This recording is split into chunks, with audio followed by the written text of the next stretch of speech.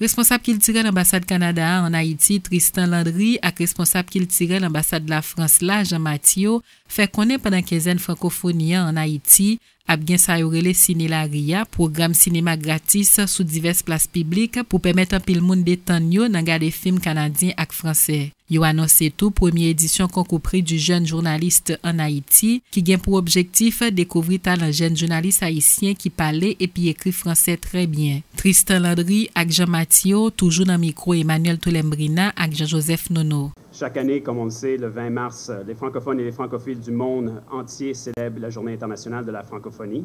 Cette année, les célébrations se dérouleront, comme David Bongard l'a dit, au plan international sur la thématique « J'ai à cœur ma planète » et en Haïti, autour du thème « Jeunesse, femmes et environnement ».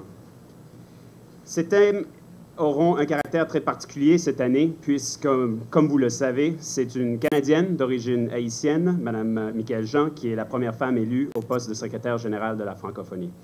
Et bien que M. Bongard avait plus de réserves parce qu'il doit garder un certain élément de neutralité, nous, on est très fiers du côté canadien et du côté haïtien, évidemment, d'avoir Mme Jean à la tête de l'OIF. Pour le Canada-Québec et Canada-Nouveau-Brunswick, appartenir à la francophonie, c'est faire partie de l'importante famille des 80 États et gouvernements qui regroupent une population d'environ 300 millions de francophones établis sur 5 continents. D'ailleurs, dans cette famille, Haïti et le Canada sont les deux seules nations indépendantes dans les Amériques qui ont le français comme langue officielle. Le Canada considère Haïti comme un partenaire important avec lequel on a tissé de nombreux liens.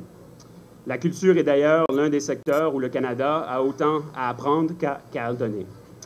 Et cette année encore, le Canada profitera de la quinzaine de la francophonie pour promouvoir les engagements pris lors du sommet de Dakar, notamment en ce qui concerne les femmes, les jeunes, la démocratie, les droits de la personne et la bonne gouvernance. Les moments forts, en tout cas, de la programmation 2015 de notre francophonie, elle a déjà commencé avec une tournée de théâtre venue de Martinique, une grande comédienne, Aurélie Dalma, qui joue dans toutes les alliances françaises en Haïti. Elle a joué à Cap-Haïtien déjà, à Gonaïves, à Jérémie. Elle est au CAI aujourd'hui.